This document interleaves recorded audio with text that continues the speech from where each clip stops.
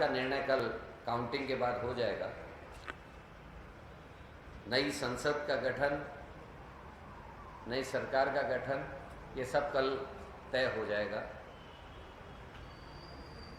मुझे प्रेस इसलिए भी बुलानी पड़ी क्योंकि कल एक बैठक जूम मीटिंग हम लोगों की हुई जिसमें आदरणीय खड़गे साहब और आदरणीय वेणुगोपाल जी, आदरणीय राहुल गांधी जी उपस्थित थे। पूरे देश के राज्यों के अध्यक्षगण उसमें थे, सीएलपी लीडर्स को भी बुलाया गया था। और जो समीक्षा हुई, उस समीक्षा में जो निकल के आया उसमें और जो एग्जिट पोल है उसमें जो डिफरेंस है उसको लेकर ही ये प्रेस में आज कर रहा हूँ।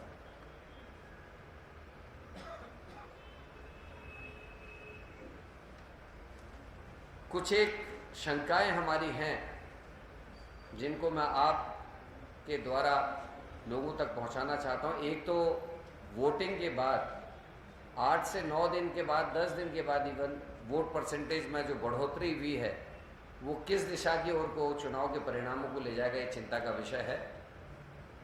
हमने निर्देश दिया है अपने सभी एजेंट्स को कि जो काउंटिंग में जा रहे हैं कि फॉर्म 17C का रैंडम मिलान वो कराएं ताकि कुछ अगर गड़बड़ हुई है तो उसको पकड़ा जा सके।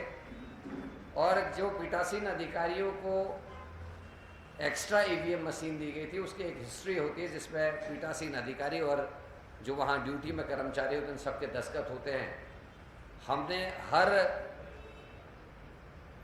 काउंटिंग के स्थल पर इस बात की मांग की है कि वो कम से कम 100 में से 10 मशीनों का जो हिस्ट्री है जिसमें उनके पीठासीन अधिकारी और अन्य अधिकारियों के दस्तखत हैं उसमें जो हिस्ट्री लिखी गई है उसका मिलान अवश्य कराएं। एक चिंता का विषय जिसमें से एक एग्जाम्पल में जो मैंने वोट परसेंट के शेयर में बढ़ोतरी की बात कही थी, ये मैं आपको एक डाटा दिखाना चाहता हूँ, बताना चाहता हूँ।